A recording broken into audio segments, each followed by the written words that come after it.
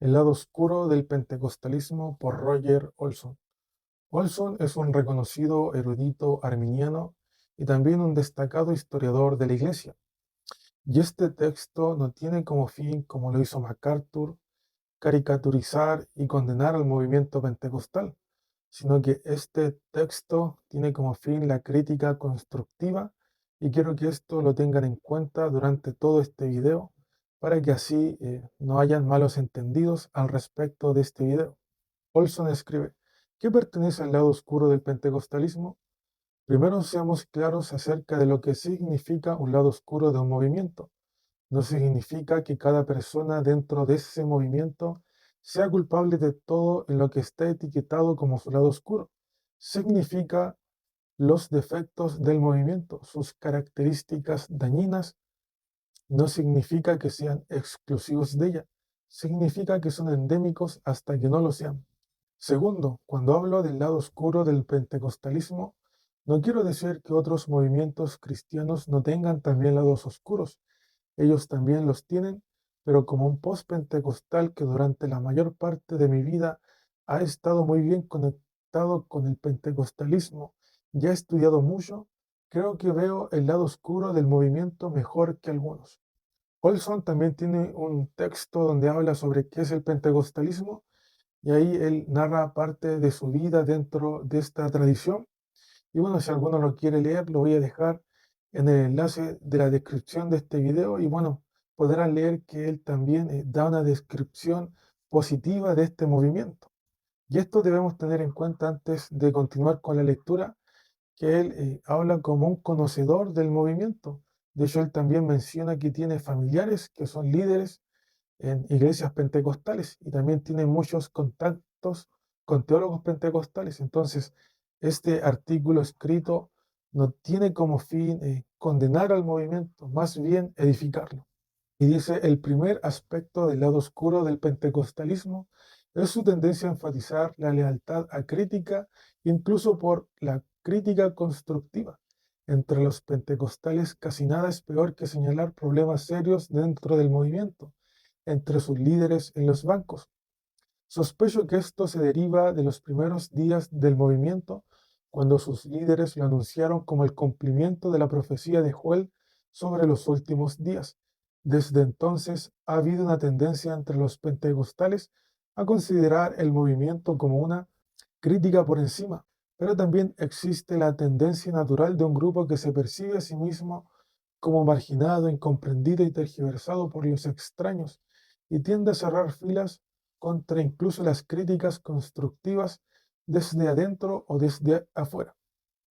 Y esto yo lo he visto en muchas denominaciones, en donde lamentablemente han caído en errores, algunos han apostatado de la doctrina o han caído en inmoralidad en su conducta, y cuando alguien les critica, ya sea dentro o fuera del movimiento, ellos los condenan, los maldicen, dicen que no hay que criticar al ungido de Jehová, que no hay que criticar a la obra del Señor, y cierran toda posibilidad de crítica constructiva. Y esto ha permitido que muchas denominaciones, iglesias pentecostales y carismáticas que yo he conocido se permitan toda clase de aberraciones doctrinales e inmorales, los cuales se basan en un texto fuera de contexto, el cual es no juzguéis para que no seáis juzgados, que se encuentra en Mateo capítulo 7. Pero si se lee en contexto ese pasaje, podremos ver que el Señor no afirma que nunca hay que juzgar, sino que afirma que no hay que juzgar de una forma hipócrita. Si se lee todo el contexto del pasaje, se podrá ver que a eso es lo que apunta el Señor, ya que si vemos el libro de Juan, en ese evangelio se nos llama a juzgar con justo juicio. Y en la epístola a los Corintios dice Pablo que hay que juzgar lo que sucede en la iglesia porque en el futuro, en el futuro escatológico, juzgaremos aún a los ángeles. Entonces, hay que juzgar, hay que eh, discernir, hay que examinarlo todo. Y no podemos, contextos fuera de contexto, cubrir toda la inmoralidad y toda la apostasía doctrinal en la cual una comunidad cristiana se pudiera corromper. El segundo aspecto del lado oscuro del pentecostalismo es su antiintelectualismo desenfrenado. Sí, hay y ha habido excelentes académicos pentecostales, pero la mayoría de ellos han sido expulsados del movimiento por líderes pentecostales. La mayoría de ellos finalmente se exilia y enseña en colegios, universidades y seminarios no pentecostales. Los académicos pentecostales de la Society for Pentecostal Studies, y yo estuve en la primera reunión de la sociedad y he hablado en otros más recientes, me dicen en privado que no son apreciados por los líderes denominacionales pentecostales, pastores pentecostales y evangelistas pentecostales, por no hablar de los laicos pentecostales. Y esto lamentablemente yo también lo he visto como cuando en una iglesia pentecostal hay alguien que estudia teología, se le critica, se le dice que está muerto, que está seco, y como muchos tienen un discurso donde afirman desde los mismos altares que no hay que estudiar teología, que solamente hay que orar, hay que ayunar, hay que leer la Biblia, y vemos en ellos grandes errores doctrinales al no tener un conocimiento profundo de la teología. Entonces, esto también debemos luchar contra el antiintelectualismo, debemos ir de la mano, no solamente solo espíritu, solo dones espirituales y poder de Dios, sino que también debemos ir de la mano con la academia, con la teología, con el conocimiento de los idiomas originales, con el conocimiento de la historia de la iglesia. No podemos solamente enfocarnos en un aspecto y condenar el otro, sino que debemos ir juntos de la mano con la academia, con la teología y mucho más hoy en la actualidad que vivimos en la era de la información, donde cualquier hermano, hermana se mete a internet y escucha predicaciones de personas formadas con otra visión no pentecostal, que podemos ver en uno de los casos más recientes, donde Surgiel Michelet y Miguel Núñez llamaban a evangelizar a los pentecostales. Entonces, por eso se debe estudiar las raíces del pentecostalismo, qué es el pentecostalismo, qué es la teología arminiana, que en su mayoría el pentecostalismo toma sus raíces. Entonces, es necesario porque si no hay una formación, si no hay un estudio de estos temas, cuando haya algún debate, haya alguna confrontación con personas, por ejemplo, neocalvinistas, inspirados por Núñez en iglesias pentecostales, queriendo calvinizar la iglesia, no se tendrá ningún argumento contra esas personas, porque esas personas leen su literatura, ven sus videos en YouTube de sus teólogos neocalvinistas y tienen ya toda una argumentación para dar. Y es por eso que muchas veces estas personas neocalvinistas en iglesias pentecostales eh, toman una preponderancia porque eh, tienen cierto conocimiento de la teología desde su formación que ellos han estado recibiendo neocalvinistas a través de sus libros y videos. Y entonces los hermanos, que en muchas iglesias no se enseña teología, no se profundiza en estos temas, los miran con, algunos con admiración y abrazan sus ideas, porque en sus iglesias no las han educado, no les han enseñado eh, los fundamentos de la teología pentecostal arminiana, y eso es muy lamentable y muy triste. De hecho, cuando en mis primeros años de convertido, en una charla con jóvenes, había una persona que era neocalvinista y le gustaba debatir, le gustaba meter su veneno en los jóvenes. Y, y yo quería discutir con él, quería rebatirlo porque si bien no había estudiado teología, solamente había leído la escritura y en la escritura en ningún lugar yo encontraba esa doctrina calvinista que él enseñaba. Y yo le citaba textos, le citaba versículos, pero él tenía todo un repertorio de argumentos que después ya me di cuenta que lo sacó de los videos neocalvinistas y de su literatura, a los cuales yo no tenía qué decirle porque realmente tampoco comprendía mucho lo que él me comunicaba.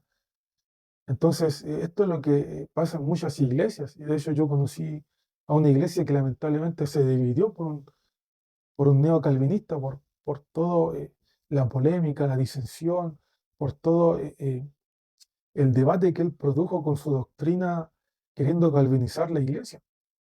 Entonces, por eso que es necesario estudiar las raíces del pentecostalismo, qué es la teología pentecostal, qué es el arminianismo, para que así se pueda presentar una defensa de lo que se cree en la iglesia y no que venga cualquier extraño y con toda su argumentación aprendida los rebate, los refute y los deje como ignorantes.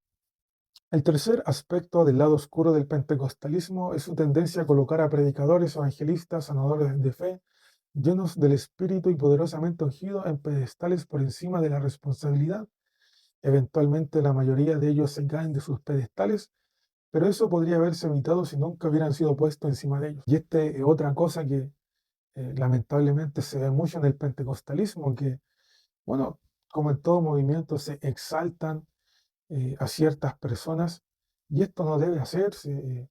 Si Dios usa a un hermano, si Dios usa a una hermana en profecía, si Dios usa a un hermano en sanidad, no debemos exaltarlo, colocarlo en un pedestal, sino que debemos siempre llamar ese llamado a la humildad, a la sobriedad, a saber que el adversario, el diablo, siempre juega con la soberbia, con la vanidad, con el orgullo. Entonces eso siempre debe estar puesto en claro, puesto en la mesa, siendo predicado, siendo sermoneado, siendo guiado, conducido, edificado en la doctrina del Evangelio, en la enseñanza de la humildad. Porque yo también he conocido mucha gente que se pegó una danzada, se pegó unas par de lenguas, y como otro no danza, otro no habla en lenguas, lo miran en menos, lo desprecian. Y esto yo lo he visto, lo he escuchado, y es lamentable que tampoco hay una mayor exhortación, hay una mayor enseñanza al respecto.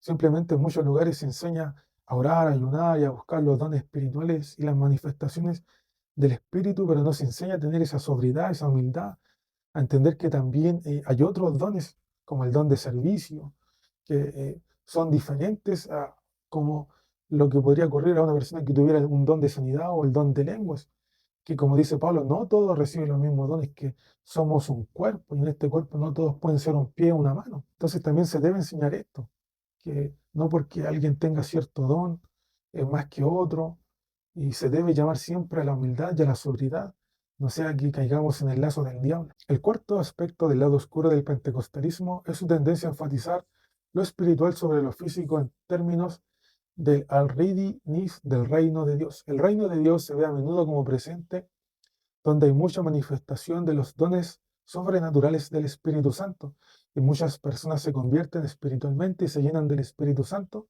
pero descuidan la justicia social. Durante la mayor parte de su historia, el movimiento pentecostal en los Estados Unidos estuvo obsesionado con el anticomunismo como su principal forma de activismo social. La igualdad racial no era un foco principal del pentecostalismo, y en general los pentecostales han sido complacientes con la segregación, incluso entre ellos.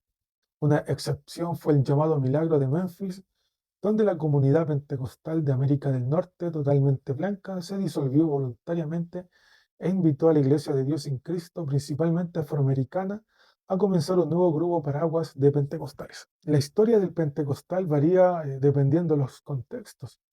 En el contexto norteamericano, la historiografía afirma que cuando ya nace el pentecostalismo y en su desarrollo este se divide y se segrega en un sector blanco y otro de hermanos afroamericanos. Y habían denominaciones que eran exclusivamente de blancos o de afroamericanos. Esto ocurrió por toda la segregación racial y el racismo que impera en el contexto de Estados Unidos. Y esto también se ha visto de otras maneras, por lo menos en Chile. De hecho, en Chile, en la dictadura, quienes apoyaron la dictadura de Pinochet fueron varios líderes pentecostales. No fueron todos, también hubieron pentecostales que condenaron toda la atrocidad que hubo en la dictadura de Pinochet, que hubieron muertes, asesinatos, secuestros, cosas horribles. Es muy triste ver cómo hay personas que hablan del Espíritu, de la presencia de Dios, y fueron parte y estuvieran apoyando todo eso tan horrible que ocurrió en la época de dictadura. Es una incoherencia total. Eh, Lamentablemente también se sabe que se hizo eso para recibir beneficios, para obtener ciertos beneficios, porque lamentablemente hay que reconocer que hubieron muchos líderes corruptos. Lamentable como solamente, como aquí afirma Olson, muchos sostienen ese discurso de solamente buscar los dones, el poder de Dios, pero se olvidan de que también hay que bendecir a aquellos que lo necesitan. Hay muchas denominaciones con un recurso muy grande de dinero, de recursos, y no hacen escuelas, no hacen hospitales, no hacen hogares de acogida, y sus recursos los podemos ver en mansiones, en autos de últimos modelos que tienen los pastores, sus hijos, sus amantes, como lo tenía el obispo Durán, que sus amantes tenían departamentos, tenían autos, eh, y muchos de esos recursos, en vez de ocuparse en bendecir a aquel que no tiene, en vez de ocuparse en abrir escuelas de teología, seminarios, universidades de teología, se ocupa en parcelas, se ocupa en personas que tienen una gran cantidad de vehículos, gran cantidad de propiedades, cabañas, hoteles. Es una cosa terrible como amparados bajo este discurso de que solamente hay que buscar el poder de Dios y Dios va a hacer todo, no se hace más por aquellos que realmente lo necesitan, no se distribuyen bien los bienes. Entonces esto también se debe hablar, se debe poner en la mesa, se debe reaccionar contra toda esta mal distribución de los dineros, de los recursos, y se debe enseñar ciertamente que debemos buscar el poder de Dios, pero también que debemos bendecir a aquel que lo necesita. No nos debemos quedar solamente en ese discurso de poder de Dios, sino que también debemos buscar poder aportar a la sociedad en muchas formas que la sociedad lo necesita, en muchas maneras, como casas de acogida, como a poder aportar al Sename, poder aportar a las cárceles. Es muy necesario porque si no solamente todo el recurso se quedará en vehículos BMW, Mercedes-Benz y en todas las vampas y lujo que líderes corruptos distribuyen los dineros. El quinto aspecto del lado oscuro del pentecostalismo es su sentido de superioridad espiritual sobre otros cristianos, incluidos los evangélicos. Y esto también pasa, y bueno, ya lo mencioné, dentro del mismo pentecostalismo, en donde un hermano habla en lenguas y desprecia a su hermano que no habla en lenguas. Un hermano predica con unción, como decimos en los movimientos pentecostales, y desprecia a su hermano que no predica con unción, que no tiene ese don de la palabra, ese don de conocimiento, de sabiduría. Y bueno, esto también, como señala Olson, pasa cuando nos comparamos o miramos a otras iglesias, incluso pentecostales. Es conocida la rivalidad que hay entre los de la IEP contra los que son de las metodistas pentecostales. ¿Quién es más espiritual? ¿Quién tiene una iglesia? ¿Quién tiene los mejores templos? Bueno, creo que la IEP ya ganó al respecto. Es más grande, se ha consolidado mejor, ya que las metodistas pentecostales, por lo que yo tengo entendido, se ha dividido en numerosas ocasiones, pero eso está mal.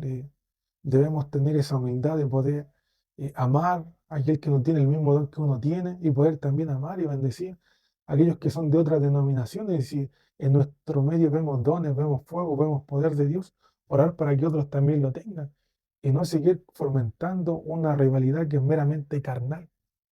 El sexto aspecto del lado oscuro del pentecostalismo es su vulnerabilidad a las herejías y el fanatismo dentro de las filas.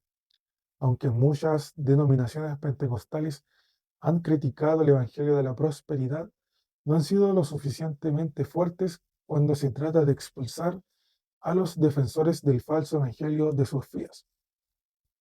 Bueno, esto yo no lo he visto mucho, por lo menos en mi contexto donde yo me he formado y estoy en el pentecostalismo chileno, pero sí me han comentado hermanos de otras denominaciones y en otras regiones que muchos pastores y líderes han metido el evangelio de la prosperidad y nadie les dice nada.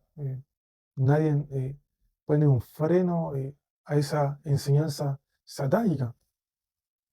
Y también es de amplio conocimiento que el resurgimiento de la herejía unicitaria ocurrió dentro del movimiento pentecostal. Y es por eso que vemos una iglesia solo Jesús, unicitaria, que son muy grandes y que han tenido mucho éxito en su proselitismo. Y es por eso que se debe estudiar la ortodoxia de la iglesia, las doctrinas cristianas. Se debe estudiar las escrituras y se debe juzgar las predicaciones, no con un colador, no buscándole la quinta pata al gato, sino que lo que realmente un mensaje, un sermón quiso transmitir eh, en resumidas cuentas, porque un hermano se puede equivocar de versículo, de texto, pero cuando uno analiza todo lo que fue el sermón de un mensaje, y ese mensaje se aparta y cae en la apostasía, se debe condenar, se debe hablar, se debe poner un freno. Entonces, esto se debe tomar también en cuenta, porque muchos no lo hacen, muchos solamente dejan que se prediquen falsedades, herejías, y no se pone un freno. Y de hecho, en la iglesia evangélica pentecostal, que me parece que es la más grande en Chile, el superintendente afirmaba que los que usan barba no tienen el Espíritu Santo. También afirmaba una doctrina media arriana. Entonces, se debe estudiar la doctrina porque es muy probable que él no lo haya hecho intencionalmente, o quizás sí, y quizá él no, pero otros hayan dicho herejías no de forma intencional, por ignorancia, por desconocimiento. Entonces, para que esto no ocurra, se debe estudiar la ortodoxia de la iglesia, se deben estudiar los primeros concilios, se deben estudiar libros de historia del cristianismo, como los de Justo González, donde él desarrolla la formación de la teología cristiana, especifica las herejías del cristianismo, y por eso el dicho que dice: el que no conoce su historia está condenado a repetirla, es muy cierto, porque herejías antiguas resurgen con personas que solamente en muchas ocasiones leen la Biblia y no estudian la teología cristiana, y en su comprensión de la escritura y en su ignorancia eh, dicen herejías y vuelven a resurgir herejías que ya fueron condenadas. Finalmente, el séptimo aspecto del lado oscuro del pentecostalismo es una tendencia por parte del movimiento para atraer y albergar evangelistas y pastores narcisistas que a menudo también son simples charlatanes. Y aquí tenemos a David Diamond, a Gary Lee, a Antonio Bolaines y a tantos otros que solamente enseñan doctrinas que no tienen ningún sentido. Si uno estudia teología, si uno estudia lo básico, se dará cuenta que esas personas son solamente charlatanes y solamente viven para lucrar de todo el sensacionalismo que ellos producen, porque el mensaje de esas personas es que el Señor viene en septiembre, el rapto viene en la última trompeta, que la vaca roja, que se está construyendo un templo en Jerusalén, que David, David Diamond cuántas veces ha profetizado que van a haber ciertas guerras que nunca han ocurrido. Gary Lee cuántas veces ha publicado que viene el rapto, que estamos en tiempos apocalípticos, y no ha pasado nada. Y con esto no quiero decir que la venida del Señor se tarda o que eso es mentira, sino que eh, ellos tienen una narrativa sensacionalista, en donde ellos, cuando son más sensacionalistas y como saben ocupar esa narrativa, atraen audiencias. Y ellos no predican el Evangelio.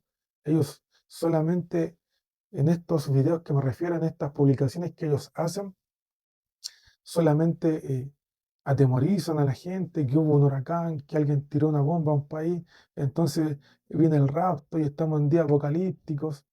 pero la Biblia dice que el día ni la hora nadie lo sabe, y ellos juegan con el sensacionalismo.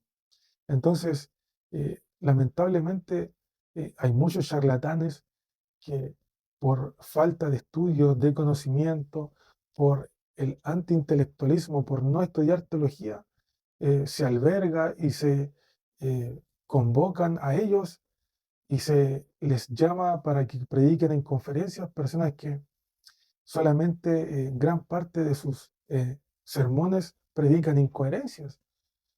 El mismo Antonio Bolaños, que él habla tantas cosas él de hecho hace un tiempo estaba diciendo que un nieto del rey de España podría ser el anticristo, y todo su sermón, como de 3, 4 horas, eh, se basaba en solamente en especulación, en teoría, en teorías conspirativas, que todo eso se puede encontrar en internet. Si uno busca teorías conspirativas de personajes famosos, todo se puede encontrar en internet. Entonces, es muy triste ver cómo denominaciones o grupos pentecostales llaman a estas personas a que prediquen en sus conferencias cuando solamente ellos van por la lana y sus predicaciones están basadas en el sensacionalismo y en las especulaciones. Los últimos párrafos dicen: ahora es cierto, las principales denominaciones pentecostales, como las Asambleas de Dios y la Iglesia de Dios, no son tan, no son tan culpables del lado oscuro como lo es el movimiento en su conjunto, pero el hecho de que estos aspectos oscuros sean tan pronunciados dentro del movimiento apunta a algo muy mal que debe ser abordado de una manera muy vocal por sus principales voceros. Necesitan hablar públicamente y vehementemente condenando a los líderes pentecostales, en su mayoría independientes, sigmáticos, que escandalizan al movimiento y a los forasteros que lo miran. A través de mi tío, que sirvió como líder pentecostal durante muchos años, y a través de mis propios estudios del movimiento, y a través de académicos y líderes pentecostales extremadamente bien conectados que he conocido personalmente, conozco a pastores pentecostales muy conocidos, evangelistas de televisión, evangelistas itinerantes, ejecutivos confesionales que han vivido y continúan viviendo vidas escandalosas sin ser llamados públicamente por los líderes pentecostales, que creo temen perder seguidores que son atrapados por estos hombres y algunas mujeres. Bueno, este ha sido el artículo, recordándoles que no es una caricatura del pentecostalismo, no busca condenar a este, sino que busca la crítica constructiva y la edificación del movimiento.